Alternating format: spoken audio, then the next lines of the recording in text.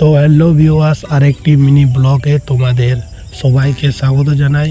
কেমন আছো সবাই? আশা করি ভালো আছো, আর আমিও ভালো আছি।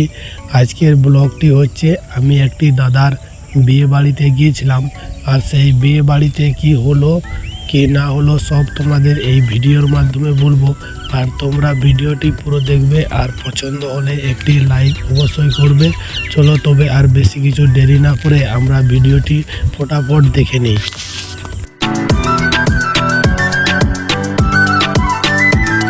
আজকে দাদার বিয়ে, আমার তো খুবই আনন্দ হচ্ছিল, তাই আর দেরি না করে আমি ফটাফট রেডি হয়ে গেলাম। এদিকে যেয়ে দেখি দাদার গায়ে হলুদ তো চলছে, আর আমরা একেবারে বিয়ে করার জন্য বেরিয়ে পড়েছি বাড়ি থেকে। আর এখানে আমাদের আদিবাসীদের যেসব নিয়ম সেটি এখানে পালন করা হচ্ছে।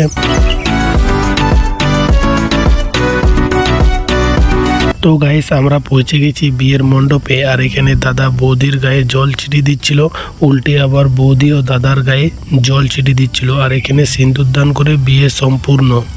আর ছেলেগুলো আমাদের খুবই আনন্দ করছিল, আর এখানে লাইটিংটা খুবই সুন্দর ছিল। আর এখানে এসে আমাদেরকে রাত 12টার সময় খেতে দিচ্ছে। আর তোমরা বলো রাত 12টার সময় কি খাওয়া যায়? বিয়ে হয়ে যাওয়ার পর এখানে আমাদের ছেলেগুলো খুবই নাচ গান করছিল, খুবই আনন্দ করছিল।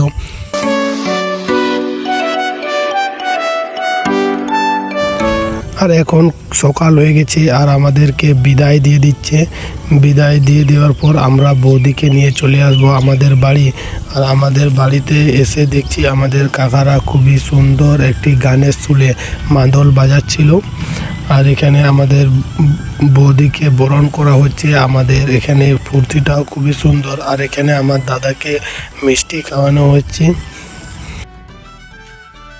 আর এখানে আমাদের বৌদিকেও বরণ করে নিল।